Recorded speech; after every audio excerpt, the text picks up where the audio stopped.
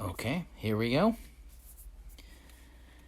This is episode number 1 of Keys of the Castle podcast, a podcast to creatively express ideas and feelings about Disneyland and Disney entertainment and theme parks in general. So here we go. We're going to give it a shot. This is something I've been toying around with doing for a while, and I just figured might as well go for it. So here we are, episode 1. Going to do a little background, a little story of just a little bit of an idea of how this all came about, and kind of don't know where it's going. This is sort of just a little fun experiment for me as a hobby and something that I want to do because I think that it is what I would enjoy, something I would enjoy. So here we are, Keys of the Castle podcast, episode 1, the story. So a little bit about me, maybe a little bit of why I would want to do this. I consider myself a creative person. I enjoy several different types of creative expression and have dabbled across various fields of creativity and skill sets, I guess you could say. I would not consider myself an expert in theme parks or amusement park entertainment or anything like that, or film or animation or any of that stuff. This is just a very simple love for kind of theme parks and Disneyland and that sort of thing. So that is a very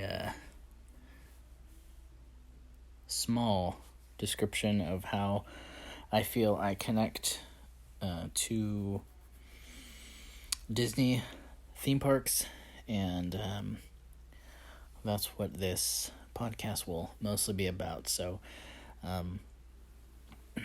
yeah. I will also say this is going to be probably a podcast that includes a lot of my personal yet honest opinion. I am in no way an extreme apologist for Disney, so that may not be something that Disney fans are used to. So just a heads up, there may be, some honest opinions that maybe some people will not enjoy. So just want to put that out there ahead of time. Another thing is that I am mostly familiar with California Disney parks. I'm dreaming of going to other Disney parks and going on other Disney rides someday. But for now, just a whole ton of experience with California Disney parks. So, what's more Disney than dreaming about something? So dreaming about other parks and rides and experiencing those, hopefully one day. We will see. For now, this is just going to be, I'm sure I'll definitely talk about other parks and rides and stuff like that, even though I haven't been on them.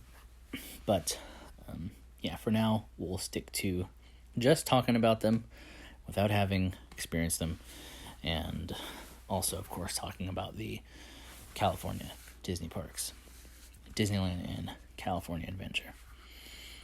So, I will say just a little bit of how I was sparked with my recent interest for Disneyland and I guess even just theme parks and Disney in general. So that kind of grew and sparked in different ways over the past 5 to 10 years, in different ways. So I would say one of the biggest combustions in this Disney interest journey and Disneyland interest journey was in 2019. So in 2019, that was a very standout year for me, not necessarily in a positive way, but in a way that I was going through health and I guess you could say medical issues. I'll say health issues that were at the time pretty unknown and sort of serious. And during that time, it was a tough year in 2019, and I don't want to be too dramatic about it, but it did. By the middle and end of 2019, it did cause me to really consider what I loved and what I cared about and what I enjoyed and wanted to do, because during that time there was not very many things that I was able to do and not very many things that I was able to enjoy, really, for several different reasons. But like I said, a lot of that was, the biggest thing was, of course, the some of the health limitations I had. So got to thinking and really started feeling like I just wanted to go to Disneyland. It was one of those things where I didn't really think that I didn't believe that my life was being threatened.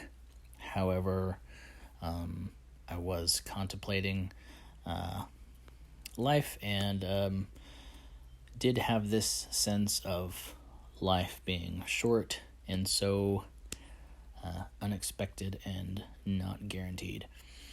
So forced me to think about what I really enjoyed and what I would want to do most if I were able to, and if I were better, and once I was better. So it's kind of funny because even then it was something that happened gradually throughout 2019. So I'll connect the dots here a little bit, but so one of the major things in 2019 during that time for me that had sparked my interest back into Disney, well, I'll say two things. So one was the fact that I was not able to go to Disney for different reasons. So that sparked my interest in the sense that, of course, I wanted to go. I wanted to do that. Because, again, I started thinking about things that were sort of important to me and the things that I enjoyed most about life. And one of those things for me was Disneyland. And just Disney creativity, I guess I'll say it that way. So during that time, I was feeling that way, and I was on YouTube, and a pretty big spark that was part of the combustion in 2019 for me, if I could put it that way, was that I was on YouTube and found a vlog a couple of vlogs. It was pretty long. It was an hour-long vlog. That was part 1, and then another hour-long vlog that was part 2 of a Disney cruise ship experience, I guess you could say. So that kind of really was a pretty significant spark for me in being interested in Disney creativity, theme park creativity, entertainment creativity in Disneyland, and also kind of content creativity and travel and theme park and Disney content creativity. So that was a pretty big spark for me, was starting to watch that first vlog and those first 2 vlogs. And once I started watching those, I was hooked, especially because the fact that during that time I was not going anywhere. Some of it was by choice. Certain parts of that general time frame was not by choice, that I was not able to be up and about. But nonetheless, started watching Disney vlogs on YouTube, and was kind of just hooked. I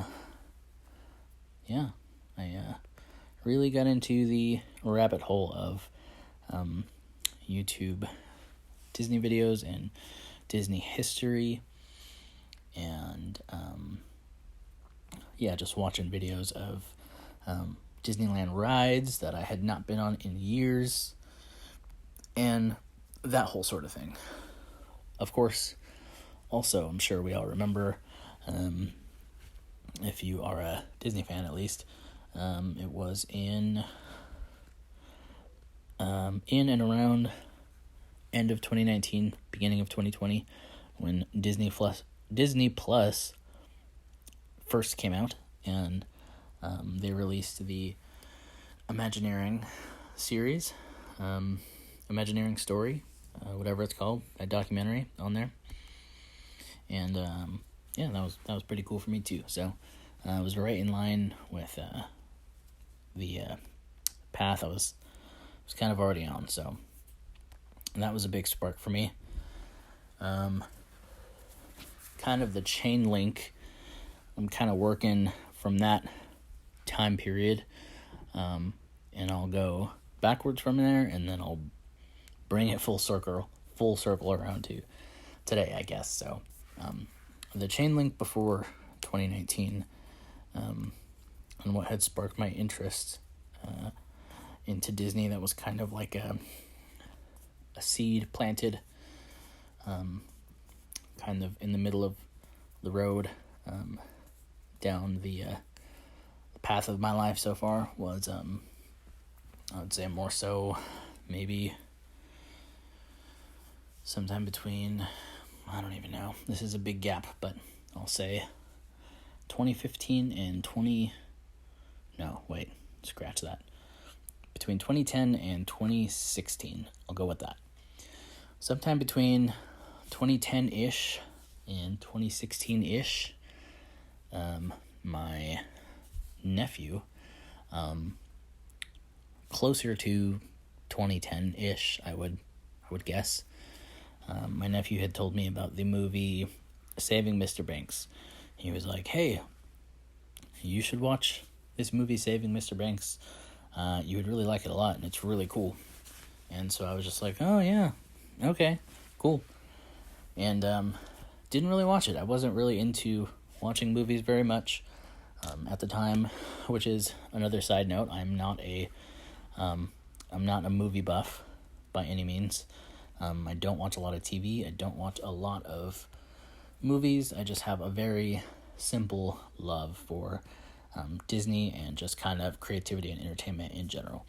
So anyway, nephew tells me this back then, and should have listened, I guess, but just happened to not really be into movies back then, and I guess maybe just based off of my initial impression of it, I was not super interested, so didn't end up watching it until, honestly, I want to say it was a few years later. So I'm just going to go ahead and generally say 2 to 3 years later was when we ended up watching it. So it was really cool. It was kind of like a family movie night where it was myself, my parents, and my nephew, and we all sat down one night, kicked back, laid back in the living room of my parents' house, probably a Friday or Saturday night, and we put on that movie. I don't remember how it came about. I don't know if my nephew suggested it, or if I had remembered it, or if I had suggested it, or if it had just kind of popped up when we were scanning through movies to make a choice on what to watch. I don't really remember, but I just know we watched that movie and it sparked something inside of me. That was another definite, I guess maybe I should say, definitive spark that happened along the path of my Disney interest. Was watching that movie. Of course, it's a very emotional movie, and I would not recommend it to anyone who has had a bad experience with maybe alcoholism or a rough childhood, or I don't know, something like that. Maybe that's too deep and dark to touch on, but either way, it's a very emotionally moving and kind of sad movie, but nonetheless, it's a good movie in my opinion, and I enjoyed it, and it especially sparked, it was a major spark in my journey into my Disney interest. So we watched that movie that night. It was great. Honestly, probably one of the, I mean, I didn't know at the time, but probably one of the better family memories I have and cherish to this day. It's just a very simple, straightforward, but very good night. So, yeah, we watched that movie, and something inspired me to promise my nephew that I would take him to Disneyland. So, if I remember correctly, it's kind of just something I wanted to do. My nephew is not, it probably sounds like I'm talking about a little kid. He is younger than me, but not a child. Believe he was pretty much an adult throughout this whole time frame from 2010 to 2015-ish. 2010-ish to 2015-ish. He would have been technically an adult by then, so I ended up promising him to take him to Disneyland. So I said, don't know when, don't know how, but we're gonna go. And I promised him. And a few years later, he graduated high school. Well, maybe I have my time frames messed up, so he must have been a teen in 2010-ish, and then maybe a couple years later, he was 18 and graduated. But either way, he graduated high school, and I took him. It must have been like 2 years later or something, and he graduated high school, and it just turns out that around that same time, I had some sort of check from work, like, I don't know if it was a settlement or bonus or whatever it was, it doesn't matter. I had like an extra $300 check that I got, and I was like, you know what, this is perfect. I'm just gonna do it.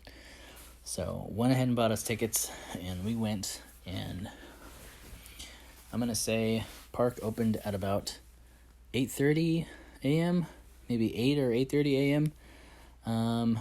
8 of the earliest. The park opened the day that we ended up going, and we got there around 9. I'm going to say no later than 9:15, 9:30.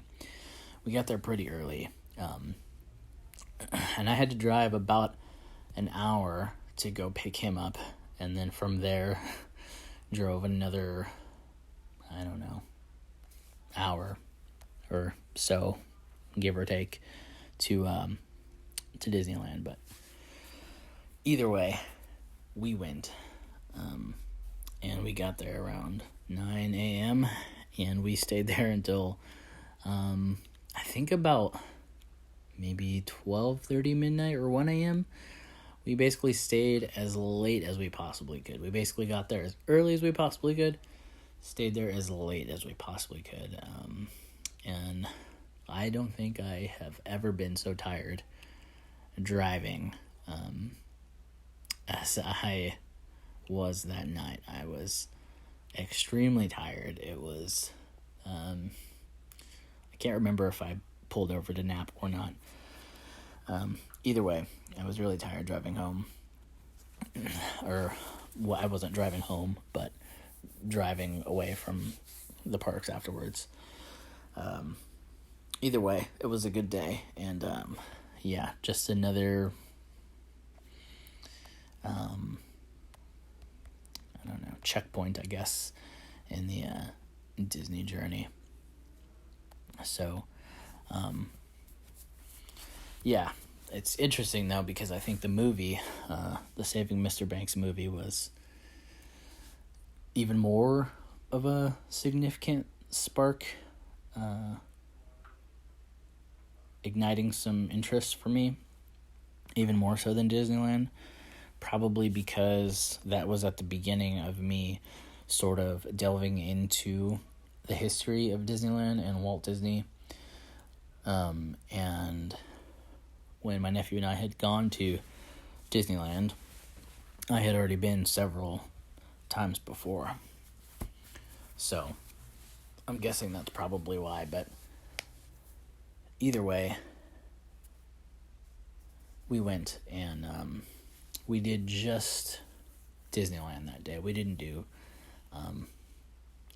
California Adventure, so we went on every single major ride back then. Of course, the Rise of the Resistance was not open back then. Star Wars Land was not quite open back then. They had, I think it was Star Wars Launch Bay over in Tomorrowland is what they had. So they had like a little, I guess kind of little very miniature replica of, the Star Wars bar or whatever. I don't know if it's the same thing as what the Oga's Cantina would be today. I actually haven't even been in that yet. So, although I have been several times since Star Wars Land has opened in Disneyland, I've been several times to Disneyland, but just have never gone to that Oga's Cantina. So, either way, yeah, we went on every major attraction that day, and of course some extras as well. And it was a good day. It was a great day, and it felt really good. It was really nice. Definitely an unforgettable trip. So that was kind of the link between that spark of Saving Mr. Banks, between that and 2019, was that one trip to Disneyland. I guess taking it even further back to very first experiences of Disneyland was going as a kid. So obviously as a kid you go with your parents. One interesting thing I was thinking about today is it seems like there's kind of a connection between, at least it seems like I've noticed a general pattern of people who went to Disneyland in their childhood. That's usually who I see are the people who enjoy Disneyland later on in life, whereas people who didn't go during their childhood as an adult are kind of like, I don't really get it, or they just do the parks in a completely different way. Again, this is just a very broad generalization. This is a blanket statement, blanket commentary, overgeneralization, overly stereotyped, just my opinion, which could be meaningless, of a pattern that I may or may not have noticed. So, but it seems to me like that's the case, and it seems to me like the people that I know of, that I've come across who have gone to Disneyland in childhood, who also like Disneyland as an adult or what have you, at an older age, even in contrast to people who didn't go to Disneyland that I know of as a child or in childhood, who they still like Disneyland and Disney today. I would say that people who experienced Disneyland as a child are much more aggressive in their planning and approach, and not aggressive in a negative way, but they're not as laid back with just kind of wandering the park aimlessly with no real plan in place. I think maybe that was fun the first time, at least for me. I think that was fun the first couple times of just being a kid and not really having a plan, or not really having a rhyme or reason to anything really, or maybe just being a kid, you don't really have the option to have a say in the rhyme or reason or plan. But I mean, back when I was a kid, I don't think there was any avid Disney goers, and that I know of, and even if there were, I'm sure there were, but it wasn't a popular thing like how we have now with YouTube and podcasts and things. And of course, most of our parents were not that way.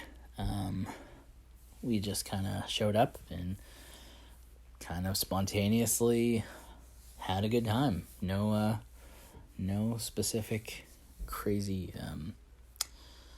I guess, aggressive plan for the day. So anyway, that could be true, or maybe it's not, but it's just something that I may or may not have noticed. Anyway, completely got off track and lost my train of thought. All that to say, I went as a kid, obviously, with my with both of my parents. Obviously I went with my family as a kid, and it was both my parents and my siblings. And so my earliest memory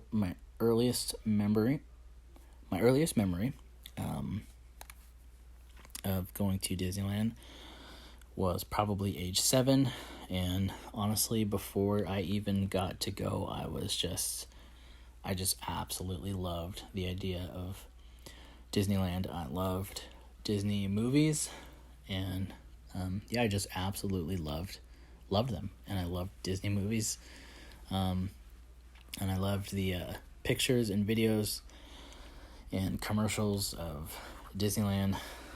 So, and I would love to hear people talk about it, and I would love to talk about it, even though I had never gone. I just kind of maybe acted like I did, but earliest memory, I would say probably 6-ish, maybe 7. I'd say probably about 7, but that's my my earliest memory of Disney. And I want to say we probably went back maybe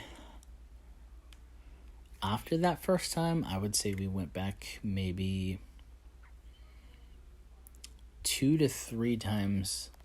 I would say 3 times max after that first trip.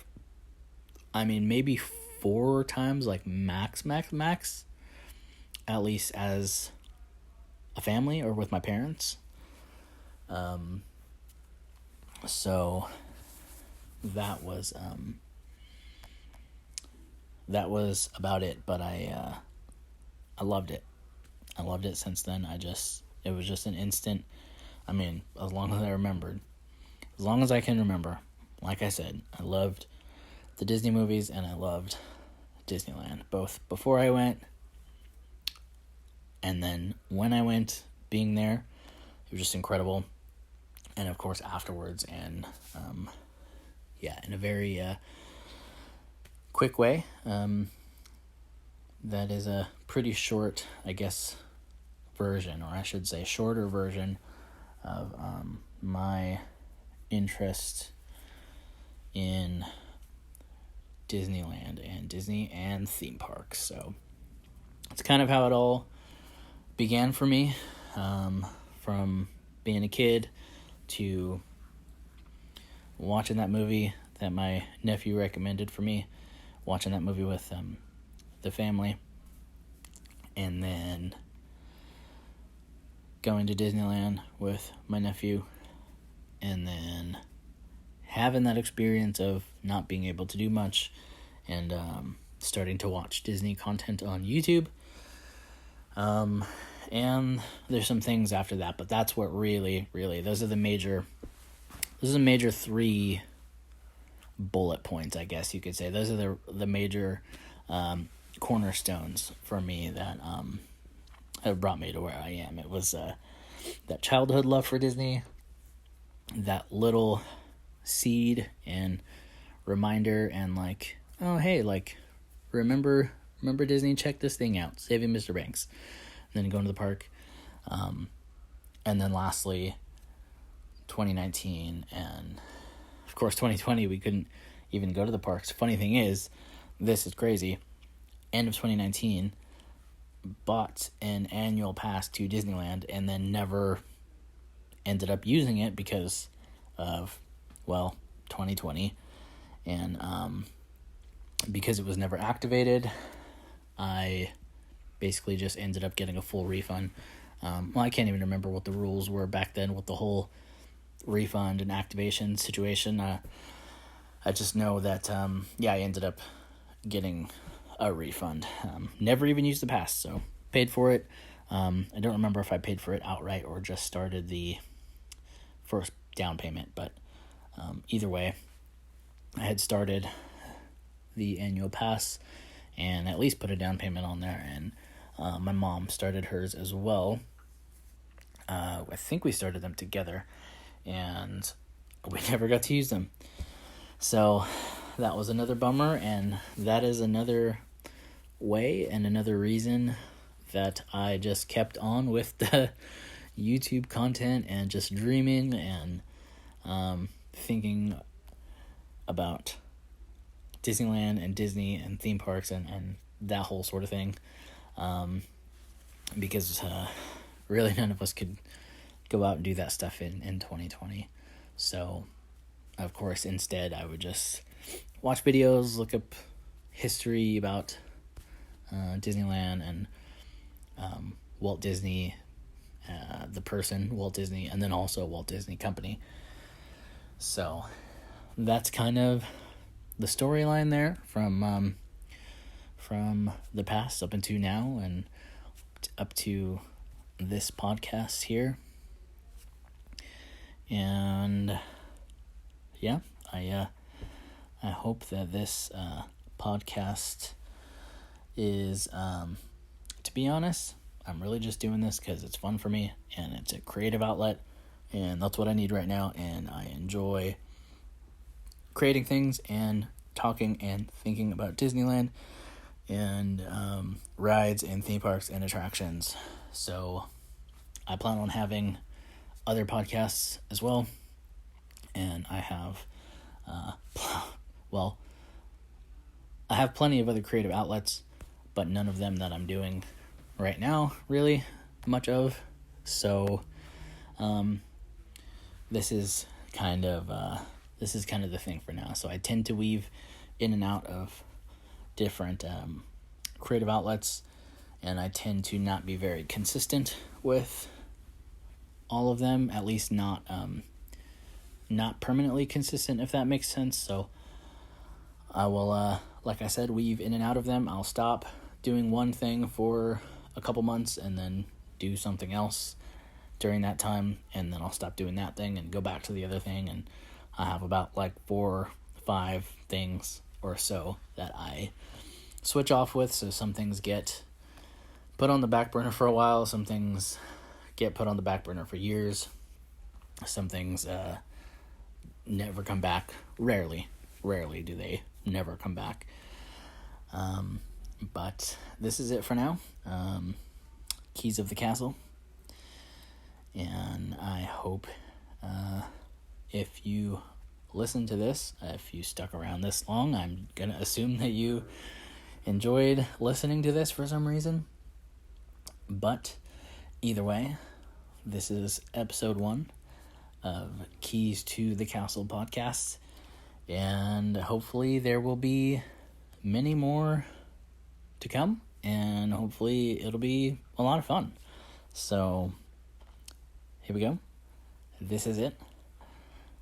Let's do it.